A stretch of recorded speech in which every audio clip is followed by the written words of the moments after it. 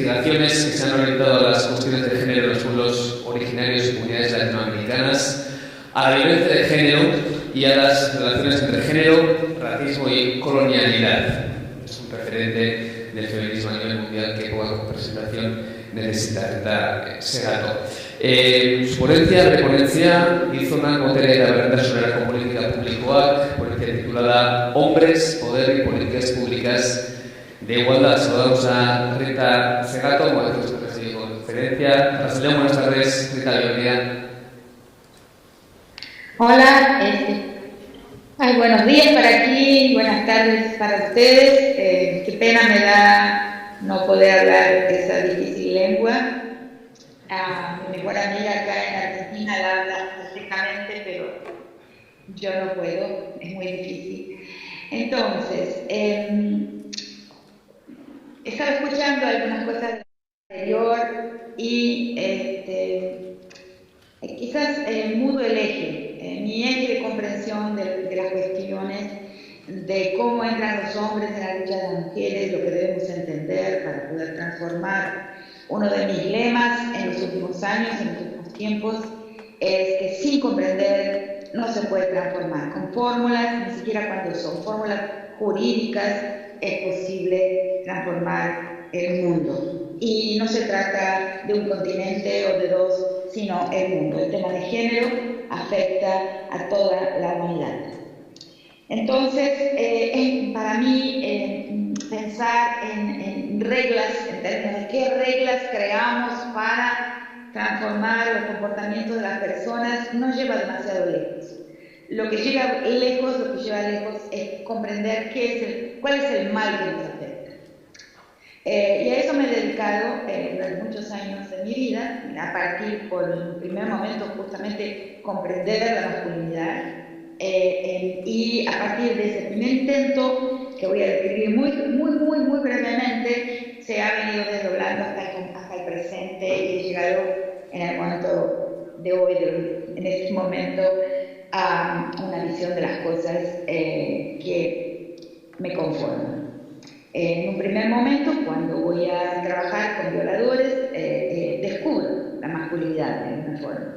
Había trabajado anteriormente con género, con las relaciones de género, pero solo cuando voy a la cárcel a trabajar con hombres que habían perpetrado crímenes y estaban sentenciados por esa razón, acabo de entender en qué consiste la masculinidad y, de hecho, mi libro más importante, que es Las estructuras elementales de la violencia, es un libro sobre masculinidad, sobre la masculinidad hegemónica, vamos a decir así. La masculinidad que conocemos y que muy probablemente se esté desconstruyendo, se esté desmontando hacia el presente y en dirección al futuro. Sí creo en eso. Entonces ahí descubro que existe, que en los actos violentos, en realidad siempre se considera fundamentalmente un eje, que es un eje del violador, del agresor y la ofendida, la víctima. Y que cuando consideramos solamente un eje nos equivocamos, que existe otro eje, posiblemente tanto o más importante que el eje de la punición a la víctima, ¿no? Del castigo a la víctima por ser mujer, ¿no? Que este es el tema que justamente las tesis levantan de mi tesis, o sea, de que el violador es el sujeto más moral de todos, o sea, es el sujeto moral por excelencia y lo que le hace a la víctima es disciplinarlo, que es algo que nuestro sentido común no capta demasiado bien porque el discurso de la ley es que se trata de un crimen, pero en el fondo en la mentalidad del violador y en una mentalidad que fácilmente atraviesa a toda la sociedad, lo que él está haciendo es domesticando, disciplinando y puniendo a la víctima por su capacidad de desobediencia, por su capacidad de desacato, que viene desde el Génesis, que viene desde la Biblia con Eva y está en muchas civilizaciones, el hecho de la mujer originaria desacatando, desobediendo,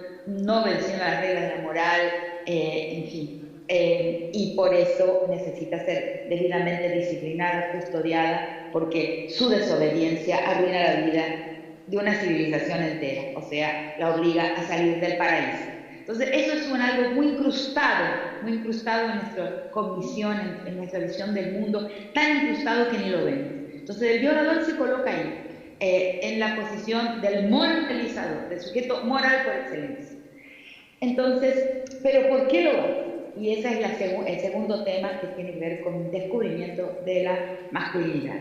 Lo hace porque él lucha constantemente, trabaja constantemente por pertenecer a lo que inicialmente le llamé una fratria, o sea, una fraternidad, una hermandad masculina que lo titula como hombre. Entonces está siendo permanentemente observado, mirado por los ojos de sus pares, de los otros hombres que le exigen, ¿no? Que le exigen determinadas acciones y le exigen exhibir una mentalidad, exhibir una visión del mundo que les permite formarse en la línea de los hombres. A eso le llamé la fratria masculina.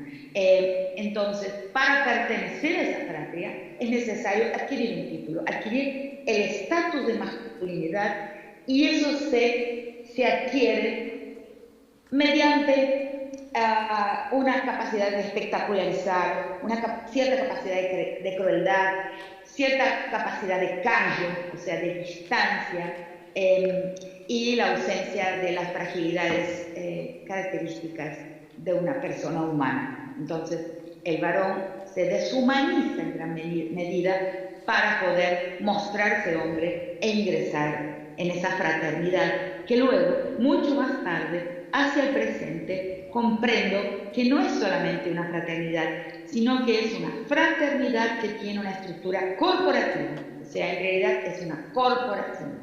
¿Y cuáles son las dos principales características de una corporación? En este caso, la corporación masculina, que es la que funda todas las otras estructuras corporativas que hacen tanto daño a la sociedad. La estructura corporativa policial, la estructura corporativa militar, la estructura corporativa mafiosa, la estructura corporativa jurídica, la estructura corporativa académica. El mal del presente es la corporativización de las instituciones que actúan dentro de la sociedad. Este es un mal al que debemos prestar atención, ¿no? Porque crea fidelidades que a veces permiten delitos, permiten infracciones en nombre de esas fidelidades. Es la corporativización que infecta, ¿no?, las sociedades humanas en el momento presente. Entonces, la primera y la más básica es la masculina. ¿Y por qué es una corporación? Porque responde a dos leyes que son características de una corporación. Su primera ley, o sea, su orden, su precepto primordial es que es la lealtad corporativa. Todo puede desrespetarse. O sea, todo tiene un margen de infracción. El respeto a la persona, a la dignidad, a la propiedad, a todo lo que quieran imaginar. Pero lo que no tiene margen de infracción es la lealtad corporativa. La segunda característica es que la corporación en su interior es jerárquica, o sea, tiene niveles y una obediencia que se puede constatar en muchas acciones masculinas y de las otras corporaciones también. Esa corporación es lo que manifiesta la existencia de un orden patriarcal. Y aquí viene el tema de la transformación del mundo y del papel de los hombres, ¿no? Para mí, primero, el feminismo, y este es un problema que tengo con muchas activistas españolas, sobre todo españolas y también norteamericanas, porque veo muy influido el feminismo de España, muy colonizado, ¿no?, por el pensamiento anglosajón. No debería ser así, no debería ser así. España pertenece a otro mundo, pero la colonización, la colonialidad del saber anglosajón en el mundo del pensamiento feminista español es evidente. Lo veo en muchas compañeras, inclusive queridas, ¿no? Entonces, para mí, que no soy colonizada por el pensamiento anglosajón, yo creo que el feminismo tiene que ser pluralista necesariamente. Entonces, tenemos que hablar de los movimientos de mujeres, las mujeres en su movimiento, más que los movimientos de mujeres. O sea, el movimiento de las mujeres en la sociedad, llámese o no se llamen feministas. La visión del mundo, las reivindicaciones de las mujeres mujeres, la politicidad femenina, como lo llamo, en acción en la sociedad de una forma cada vez más visible. Y entonces, antes soy pluralista que feminista. Y el feminismo será pluralista o no será. ¿Cuál es el límite de mi pluralismo? Eso lo he pensado mucho. Claro que tiene un límite. El límite de mi pluralismo como norte, o sea, como lo que me guía en la política o en las políticas, el límite es todas aquellas posiciones faccionalistas, aquellas políticas del enemigo, que en el fondo son políticas del odio también, aunque se disfracen de izquierdas o de campo crítico. Y todas aquellas politicidades que son monopólicas, o sea, que no son pluralistas. Ese es el límite de mi pluralismo. Aquellas posiciones que no lo son, o sea, que quieren una hegemonía clara, que quieren una vanguardia que mande en todos los demás, que quieren una vanguardia que baje línea y le diga a todas las mujeres cómo deben ser, cómo deben pensar, a qué deben aspirar. Entonces ahí viene el tema de los hombres. ¿Cuál es el enemigo del feminismo para mí? ¿Contra qué lucha el feminismo dentro de mi teoría, dentro de mis posiciones que he explicitado en otras conferencias, también en entrevistas y en textos? El enemigo del feminismo es un orden político que se llama patriarcado.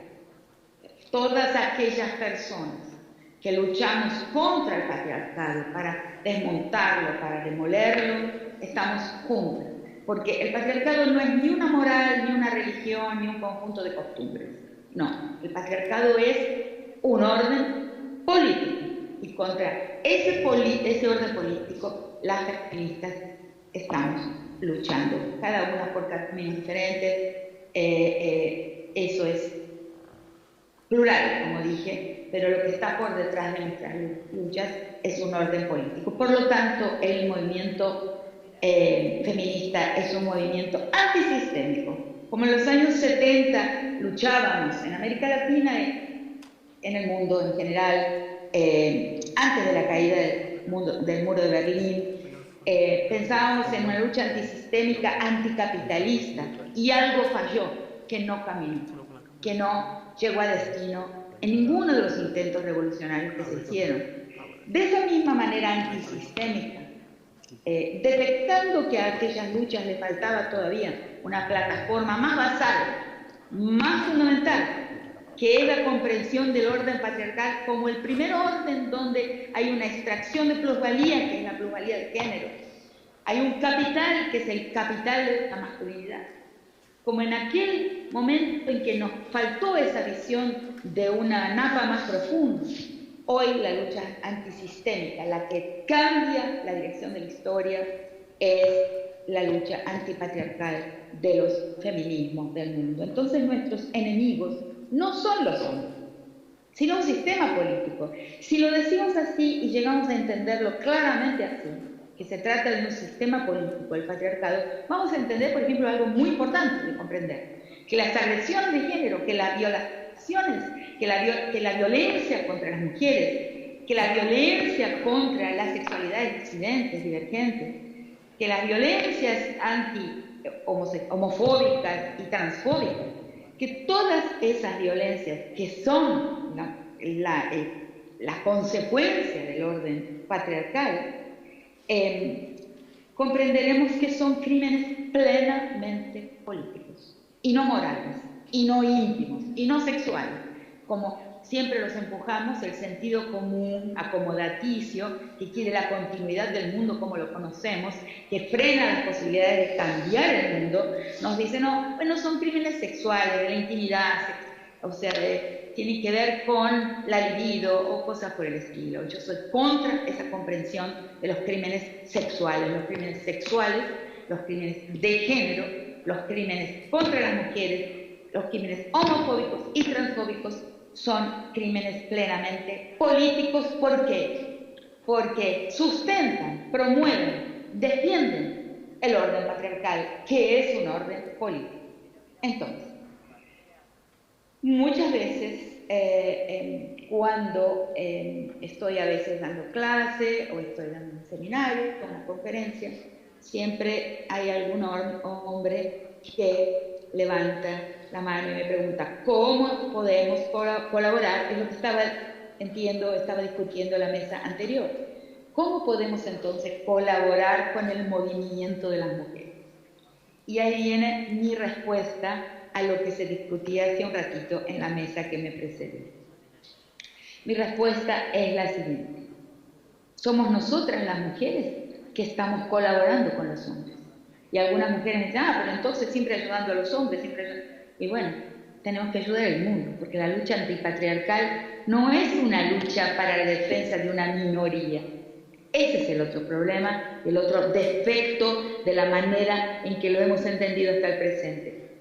Y quiero avisar que en este momento mi discurso es un discurso que intenta destruir la idea de la minoritización. Durante el multiculturalismo, la fase multiculturalista, se generó una grilla de la cognición y una grilla de la política que, como otras feministas ya han criticado, tiene un sujeto universal en el centro, que no es solamente un sujeto de la razón, tiene cuerpo, o sea, pensamos con la razón y con la imaginación. Ese sujeto de la política, ya lo sabemos, lo han dicho muchas feministas, tiene un cuerpo masculino, blanco, letrado, propietario, y se dice en general heterosexual. Yo no digo heterosexual porque afirmo que sobre la sexualidad de los hombres sabemos muy poco, pero le llamo paterfamilias, es el dueño de una familia, es el sujeto pleno de la política. ¿Y qué?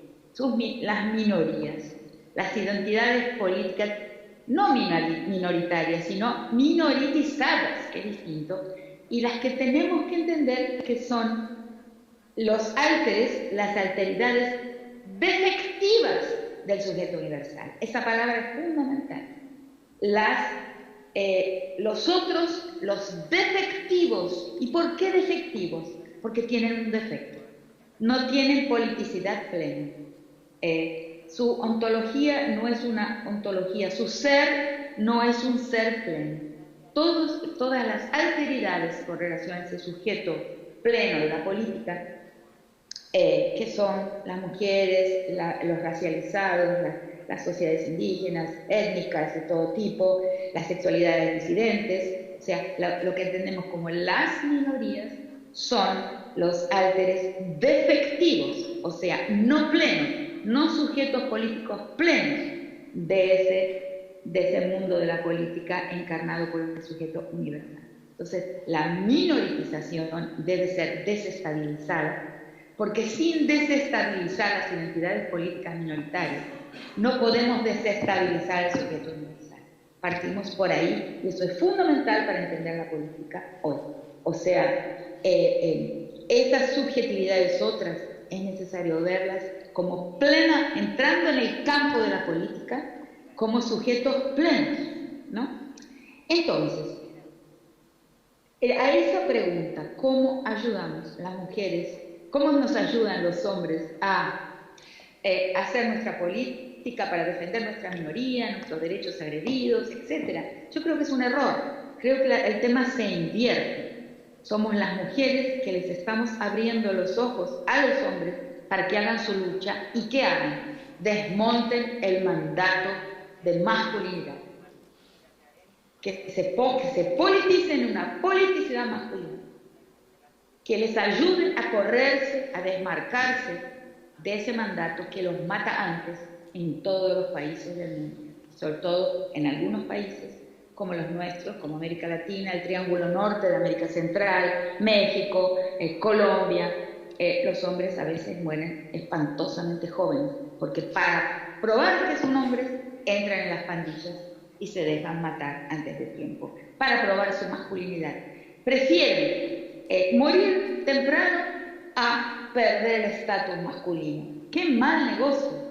Es un negocio pésimo. Alguien los convenció de eso porque a alguien le interesa tener carne de cañón masculina en todos los países del mundo. Cuando el hombre deje de ser carne de cañón, fácil, ¿no? Inclusive en las guerras, en las grandes guerras entre estados que ya casi no existen, pero en esas guerras, cuando el hombre deje de interesarse en probar su masculinidad antes que nada, y sobre eso es necesario decir algo que he comprendido también muy recientemente. ¿Por qué es tan difícil, ¿no? Tan difícil en ciertas circunstancias convencer a un hombre que no acabe matando o agrediendo brutalmente a su parcera, a su compañera, a su cónyuge o a su novia? Es difícil, hay situaciones de odio tan profundas ante ciertas trabas, ciertos obstáculos que encuentran algunos hombres para probarse hombres, y la consecuencia son formas de violencia tan extremas que es muy difícil pararlas con leyes. Las leyes ponen un impedimento, un obstáculo, ¿no? Pero a veces no llegan a ser suficientemente convincentes, ¿no? Como para frenar los golpes de ira, ¿no? Los golpes de rabia, ¿no? Ante una traba, ¿no? un obstáculo para la demostración y la adquisición del estatus masculino. ¿Por qué? Porque el hombre muchas veces entiende, alguien lo ha convencido cuando chiquito, en algún momento en su socialización, se ha visto convencido de que es mejor morir o es mejor pasar un número alto de años en la cárcel que perder la masculinidad. Es un error de cálculo, es un mal negocio. O sea, el trabajo ahora es con los hombres, entre los hombres, para convencer a los hombres, para demostrar a los hombres que desmontar el mandato de masculinidad es urgente para los hombres. Y en segundo lugar nos llegará la consecuencia a las mujeres. Las mujeres tendremos el beneficio de la consecuencia de ese desmonte del mandato de masculinidad que le obliga al hombre a ser cruel, a desvincularse, a no gozar de la vincularidad, de la intimidad, de la fragilidad inclusive ante los ojos de las otras personas en la sociedad, o sea, a ser sujetos poco sociables, poco fraternos, a no ser dentro del hombre, dentro del orden de la fratria patriarcal. Ahí sí son fraternos, pero fraternos siempre bajo medida, o sea, siendo medidos por el ojo de los otros, ¿no? Que van a medir el grado de su masculinidad. Salir de esa exposición a la medida a que están siempre expuestos los hombres para poder probar ante los ojos de los otros, de la sociedad, sus 7 potencias, que siendo potencias no deberían ser exigidas de manifestarse como formas de poder. Potencia y poder no son la misma cosa. Entonces tenemos el hombre, la masculinidad, que tiene como definición, como predicados centrales, estas 7 potencias: la potencia física, la potencia sexual, la potencia bélica, la potencia política, la potencia económica, la potencia intelectual y la potencia moral. Son potencias asociadas a la masculinidad que tienen el gran defecto de tener que probarse como poder. Y ahí viene el error que derrota a las mujeres, derrota también a los hombres, pero fundamentalmente derrota a toda la sociedad. Cuando el mandato de masculinidad sea desmontado, el beneficio no va a ser solamente de las mujeres, va a ser también de los hombres y va a ser un beneficio de toda la sociedad. Entonces yo me quedo por aquí, lo dije de una forma muy telegráfica y puedo responder en unos 15 minutos más algunas de las preguntas que se me hagan.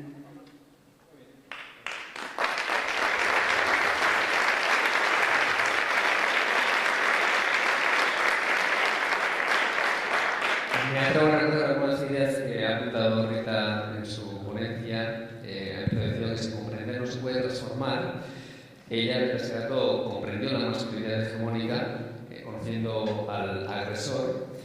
Dice que esa masculinidad hegemónica es muy corporativa, basada en 2 leyes: la lealtad corporativa por un lado, la jerarquía por otra. También nos ha apuntado que el feminismo en España está colonizada por la anglosajona. Ella, desde su posición, dice que es pluralista antes que feminista y define el pluralismo como un movimiento en el que no hay hegemonías, ¿no? Nadie dice cómo hay que ser. El patriarcado es el enemigo del feminismo.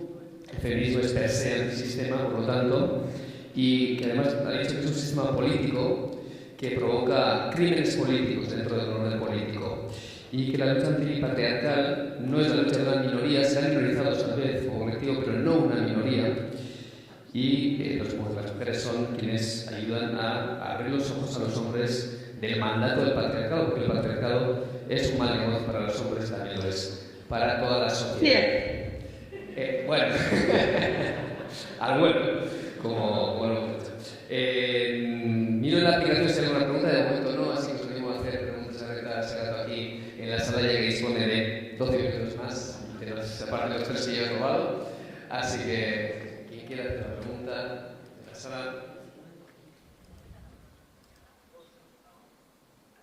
Espero, a pesar de que lo dije a gran velocidad, creo yo, pero yo creo que se puede comprender, ¿verdad? Es una mirada muy distinta, ¿no?, a lo que creo que la gente en España está acostumbrada, pero es una mirada que apunta a la existencia de una estructura, que es el patriarcado. Brevemente las bases, las características de esos dos ejes de la estructura patriarcal: una, la víctima como alguien que debe ser disciplinado, la mujer, y otra, la fratria, o sea, la corporación que se mide todo el tiempo, que es jerárquica en su interior y que es obligatoriamente leal al orden patriarcal, a la fidelidad patriarcal. El riesgo que ven los hombres en la idea de no adquirir el estatus masculino, porque compromete su entera humanidad, y el mal negocio que es el mandato de masculinidad. ¿Qué es el mandato de masculinidad? Es las obligaciones que un hombre tiene que cumplir para ser admitido como miembro legítimo de la corporación. Hola, buenas tardes. Muchas gracias. ¿Cómo colaboran los hombres con las mujeres? No. Las mujeres estamos ayudando a los hombres. Y me consta, porque sorpresivamente es algo que no busqué ni intenté. Muchos chicos, jóvenes inclusive, de todas clases y razas, me saludan por la calle y me agradecen por haber dicho eso. Porque liberarse del mandato de masculinidad es realmente liberarse. Hay una lucha por la liberación masculina y es urgente y fundamental. Rita, tenemos una pregunta en la sala, así que si te parece, le damos a esa pregunta. Hola, buenas tardes, Rita. Muchísimas gracias por tu super síntesis de todo tu trabajo y toda tu experiencia. Y así como has podido identificar muy bien, ¿no?, pues las estructuras elementales de la violencia, ¿cuáles serían las estructuras elementales de los cuidados, las estructuras elementales del pluralismo? Bueno, algo que es muy importante descubrir es que estamos de verdad inventando una nueva sociedad. Estos temas surgen, estos nombres, el cuidado y otros, pero en este caso el cuidado, surgen porque estamos en una transformación que no se realiza con reglas, o sea, no se realiza con un cambio profundo de la mentalidad que ya está ocurriendo, O sea, a mí hay una frase de un historiador que me toca muchísimo, que es de Ferdinand Brodel. En un momento dice así: la Revolución Francesa solo llega a destino, o sea, llega a transformar la sociedad. Sorprendente, es una frase extraordinaria. En la Primera Guerra Mundial. Eso es algo extraordinario, porque la sociedad se transforma. Pensamos, por ejemplo, tomemos el Parlamento, tomemos el Estado. Es importante contar con el Estado y con el Parlamento. O sea, no tener un Parlamento y un Estado enemigos. Es importante, sí. Pero no pensemos que la promulgación de leyes o las instituciones van a transformar la sociedad. Son dos planos. Uno es el plano del Estado, del gobierno, de las instituciones, de los recursos que una nación tiene, son importantes, pero la sociedad se cambia en la sociedad. Los nombres, las palabras, por ejemplo, las preocupaciones, el cuidado, el cuidado, el cuidado, el cuidado. Esta palabra, por sí misma, entrando en el sistema de la gente, en el sistema orgánico mismo de la gente, va efectuando su transformación. El hablar, la conversación, el colocar nombres. Muchas veces digo, ¿cuál es la posición mía? ¿Y de qué trabajo yo?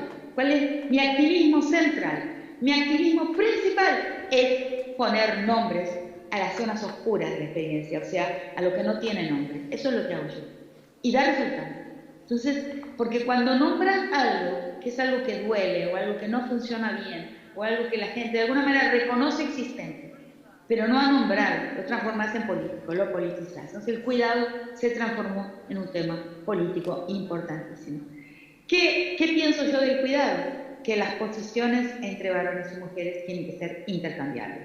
O sea, que el hombre tiene que aprender a cuidar, pero no solamente tiene que aprender a cuidar por regla, o sea, cambiar el pañal por regla, cocinar por regla. Tiene que aprender el placer de eso que llamo la politicidad de puño femenino, en clave femenina.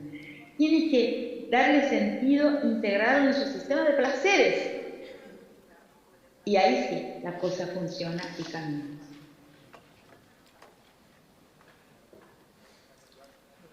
Vale, o sea, Rita, hay más preguntas sí, aquí, tenemos el micrófono. Otra pregunta más, Rita, que seguramente no veas la sala, pero te voy diciendo,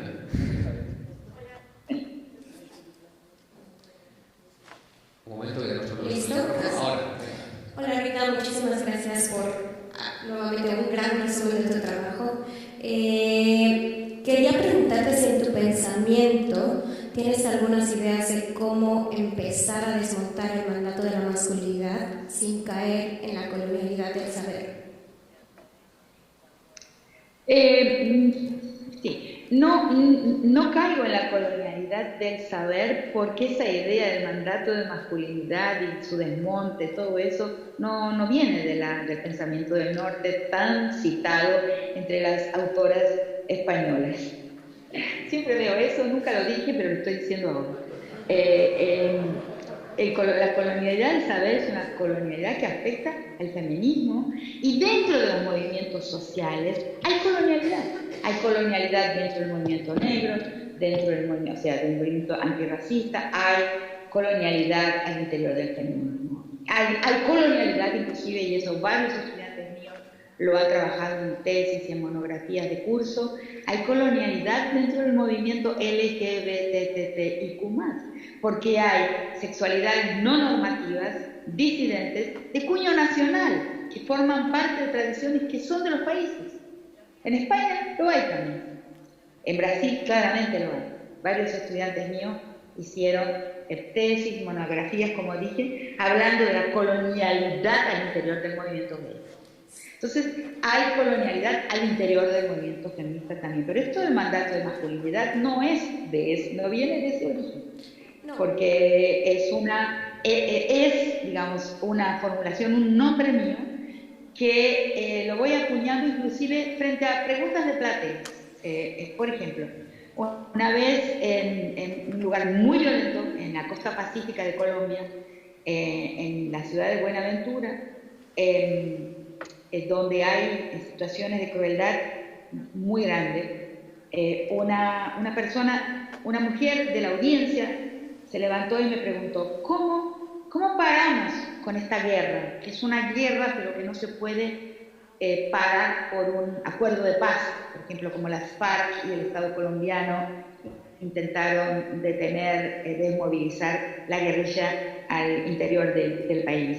No puede haber un acuerdo porque es una guerra absolutamente fluida, informal, las nuevas formas de la guerra, donde hay paramilitares, o sea, pandillas pagadas por los grandes capitales para limpiar el territorio, y entonces aplican formas de crueldad para la gente irse del territorio y dejarlo libre para las inmobiliarias, para construcción de un puerto del Pacífico muy bien ubicado. Entonces, ¿cómo paramos esta guerra? Entonces me puse a pensar, y es ahí que surge la idea, la única forma de parar esa guerra, y posiblemente todas las otras guerras, ahí surge un nuevo momento de mi pensamiento, justamente respondiendo, pensando en conversación, que es una idea que la nombro mucho porque creo que pensar en conversación es la mejor forma de pensar. O sea, saber que del otro lado de lo que decimos hay otras personas, hay oyentes que nos van a preguntar o que van a seguir pensando en lo que acabo de decir. Esa idea de lo conversacional en el pensamiento es hermosa, es placentera, es vincular y muy productiva. Entonces tuve que pensar, ¿cómo paramos esta guerra? Y ahí vino esta idea. La única forma de parar esta guerra, las otras guerras, y al final transformar el mundo y reorientar la historia en dirección a un horizonte más benigno, para más gente, es desmontando el mandato de masculinidad. O sea, hacer que la masculinidad no sea más lo que entienden los hombres por obligatorio para ser hombres, las pruebas, ¿no? Que son pruebas muchas veces de callo y de crueldad y de baja empatía. El hombre tiene que demostrar muchas veces en su vida una capacidad baja de empatía, ¿no? Para ser macho, o sea, para ser hombre. Desmontando ese mandato de masculinidad, transformamos el mundo. Ahí se me ocurre, en esa tribuna, frente a esa platea, y es un concepto, le agradezco muchísimo a quien me hizo un día esa pregunta, el mandato de masculinidad es la obediencia a la no fragilidad, ¿no? Aquello que ya sabemos de la masculinidad, su narcisismo, a ser formado dentro de un narcisismo machista, ¿no? Que son muchas autoras que lo han trabajado y yo lo cito en un texto, ¿no? El hombre tiene que estar más encerrado en sí mismo y blindado, ¿no? Con relación al abrirse a la empatía, al sufrimiento, a la compasión, no en el sentido cristiano, sino en sentido más budista, el sentir con el otro o con la otra. No puede salir, pero los hombres están transformándose. Hay ese cambio, uno puede ver ese cambio en curso. Lo que hay que aportarle a esta transformación en curso es una retórica, porque lo que no tiene una retórica de valor no se sustenta fácilmente. Lo localizamos, vemos esa transformación del macho, está en curso, necesita una retórica fuerte de valor para sustentarla, respaldarla y permitir reconocerla. Se regresó, Rita, creo que ya hemos agotado el cuarto de hora que nos has prometido, así que cerraremos aquí la ponencia Hombres, Poder, Políticas Públicas de Igualdad. Hay una última pregunta, pero si la ponente nos queda 3 minutos más, entonces habrá opción. ¿Sí? Venga. Me da un poco de pena porque, claro, perdimos tiempo. Yo tengo un compromiso rapidito y entramos más tarde, pero sí la acepto, sí. Bueno, y no va a ser la pregunta fácil porque se trata de poner en cuestión las opiniones de las dos personas que creo que más me han enseñado en esta cuestión del cambio de los hombres, de lo que los hombres pueden hacer por la igualdad y de cómo cambia esa masculinidad hegemónica, sobre todo en el terreno de la violencia. Es que mi amigo José Ángel Ozoya, viviéndome la incomodidad, me dice, no te atreves, que es la mejor forma de que un hombre se atreva. En ambos discursos, ¿no? Me resuena una cuestión que a mí me viene preocupando, ¿no? La queja de que los hombres no hayamos cambiado lo suficiente porque las mujeres no nos hayan permitido, no nos hayan quitado los fondos, o porque no nos hayan apoyado lo suficiente para hacer el cambio, como está diciendo Rita. Me resuena la sensación esta del discurso de la liberación de los hombres que, si nos vamos al principio de los movimientos sociales feministas y el medio masculino que se montó en torno a él, Howard Farrell, el único hombre que escribió, que perteneció a la organización de mujeres norteamericana y que terminó siendo un vocero de los derechos de los hombres y de todo este discurso machista que ahora nos asola, plantea un debate que efectivamente es complejo, es decir, cómo los hombres, desde nuestra condición de género, desde nuestra posición, podemos encontrar un camino que significa una contribución significativa, no solo decir lo que dicen ya las mujeres feministas, pero con voz más, ¿no? Y yo, sinceramente, creo que no está ni en lo que nos impiden las mujeres, ni en lo que nos van a ayudar a hacer las mujeres, sino en lo que los hombres tenemos que hacer con nosotros mismos. Y desde ese punto de vista, yo creo que eso es lo que da una epistemología feminista que justifica el que los hombres tengamos algo que hacer con esto. Porque haber sido quienes encarnamos la masculinidad hegemónica, tenemos la responsabilidad de que no se traspase esa masculinidad como el modelo de la igualdad que se está vendiendo también a las mujeres. En ese sentido, me preocupa no escuchar a mis dos mejores maestras y maestros en el tema casi coincidir en esta responsabilización de los propios hombres del cambio que tenemos que hacer sobre nosotros mismos. No sé si hablan sobre el feminismo. Bueno, son varias las respuestas a esta pregunta. Nosotras también tenemos que cambiar, porque la masculinidad es hegemónica y hegemónico significa para hombres y mujeres. O sea, en la lucha antirracista existe un concepto, que es el concepto de la conciencia racial. Nosotras las mujeres tenemos pendiente hablar de una conciencia de género, porque hay, posiblemente todas, tenemos el trabajo pendiente todavía de ampliar nuestra conciencia de género. Y no es fácil, porque la hegemonía, o sea, el pensamiento dominante es masculino. El aire que respiramos es patriarcal. Es un orden, es un sistema político. Entonces, hay muchas mujeres, ¿no? Inclusive algunos aspectos míos, pues tenemos que sospechar de nosotras mismas. Esa es una obligación impostergable. Tenemos que hablar en términos de una conciencia de género de las mujeres que debe ser expandida también.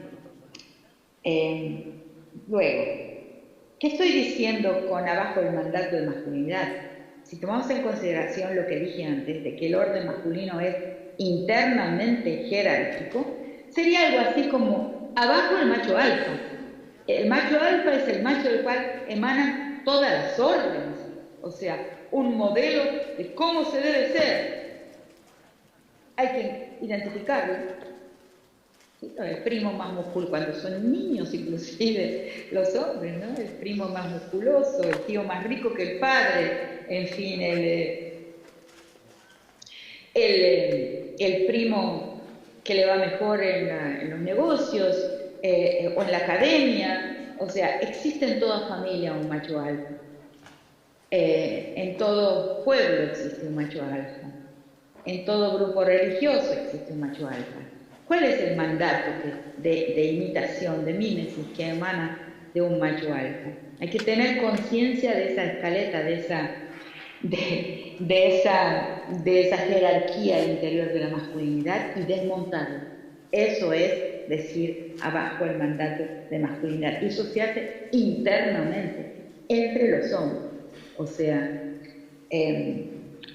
dándose cuenta de dónde vienen las exigencias de lo que hay que probar para obtener ese estatus.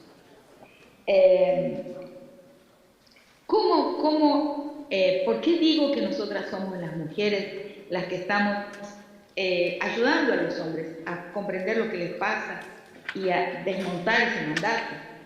Porque por lo que tuve que pensar, lo digo por mi propia experiencia, yo tuve que pensar en una serie de cosas que las pensé relativas a la violencia que nos victimiza a las mujeres.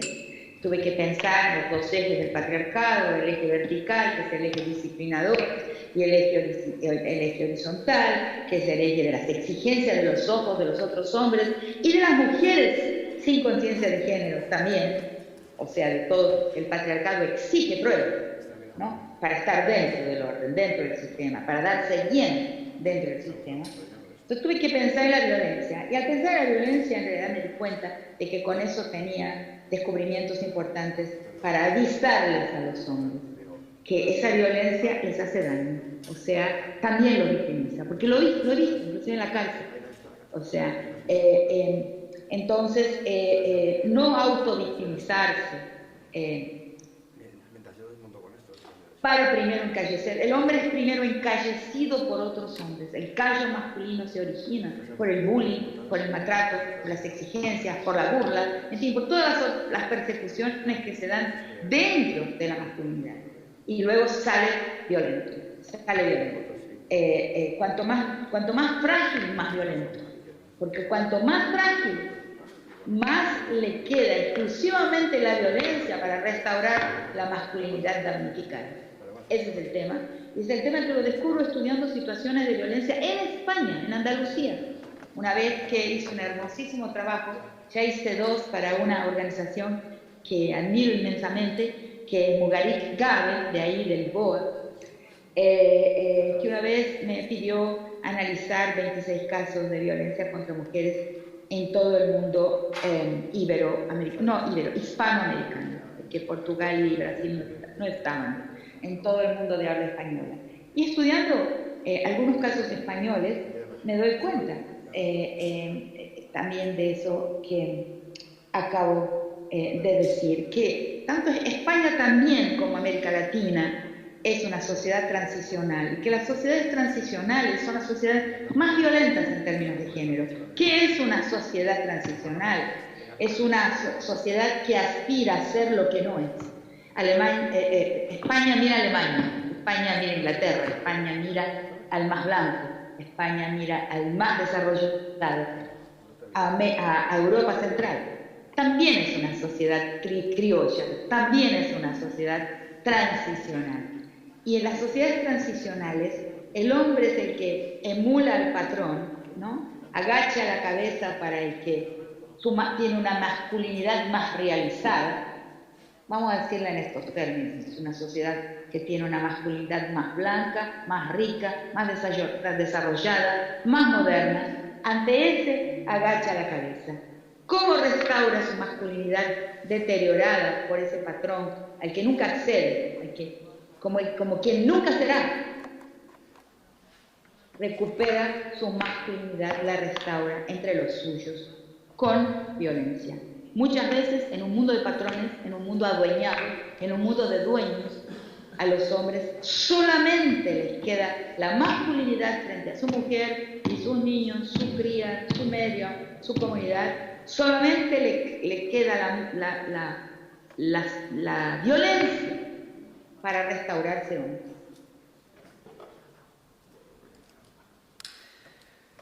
Pues hasta aquí. Rita, te agradecemos enormemente y infinitamente el tiempo que nos has dedicado, a pesar de que hayamos llegado tarde a tu encuentro. Y nada, aquí nos despedimos. Eskerrik asko, gracias, hasta la próxima. Hasta pronto. Gracias. Voy a